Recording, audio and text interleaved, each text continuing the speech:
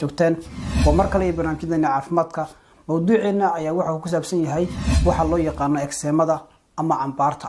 Marka laga hadlayo ekseemada ama cambaarta waxa inta badan ay ku dhacdaa maqaarka qaybta sare ee loo yaqaan dermiska. waxay keentaa nabaro isla markaana waxa inta badan maqaarku noqda mid marka meeshu marka nabarkaas ku yaalo ay bararsan tahay. waxa kale qofku uu dareemo waxa loo yaqaan cuncun marka meesha ay qofka cuncunta. waxyaabaha kale marka qofka lagu arko waxa kamid ah in meeshaas maqaarkaas uu yahay marka mid burbursan iyo sidoo kale mid marka aan oogadiisu aan isku sineen sida halkan idinka muuqata oo marka hore maqaarka inta badan oogadiisu waa mid marka isku siman marka qaarkood waxa uu yeeshaa meeshaas ama nabarkaas wuxuu yeeshaa biyo ama dheecaan ayuu inta badan u yeeshaa. marka laga hadlayo noocyada cambaarta ee kala duwan waxay saameeysaa dad marka kor u dhaafaya 30 milyan dhibic 6 oo marka dunida dacaladeeda ah. dadkaas marka u dhigmaya 10% guud ahaan dadka dunida.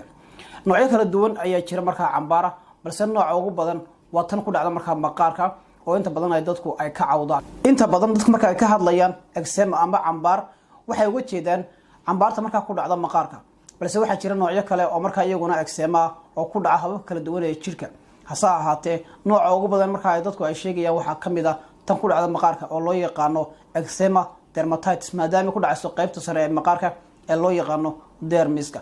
balse sidoo kale waxa jira kuwa iyaguna ka dhashay allergy ama xasaasiyada kuwa waxa kamid ah asmada ama xiiqda. waxa kale oo kamid ah waxa loo yaqaan high feverka oo isaguna inta badan lagu khaldama calaamadihiisu inta badan ay u eeg yihiin hargabka ama dureega.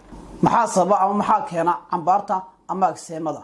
waxyaabaha sababa ama keena cambaarta maaha kuwa si dhab ah loo ogyahay balse marka laga hadlayo waxa inta badan loo aaneeyo ama loo tiriyo inay sababeen waxa loo yaqaan inay ku yimaadaan hidde ama sidoo kale inuu deegaanka ama meesha qof marka uu ku nool yahay ay sabab tahay marka cambaarta ama ekseemada. waxyaabo kale jira oo marka iyaguna sidoo kale sabab ah waxa kamid ah waxyaabaha marka cariya ama sare u qaada in marka qofku uu dareemo cambaar. waxyaabaha waxa kamid ah saabunaha kala kamid ah qofku isticmaalo. waxa kale oo kamid ah shaambooyada marka qofku marka uu isticmaalo ayaa kamid ah qaarkood. waxa kale oo kamid ah waxyaabaha marka wax lagu nadiifiyo ama loo adeegsado marka in lagu dilo jeermiska waxyaabaha noocaas ah.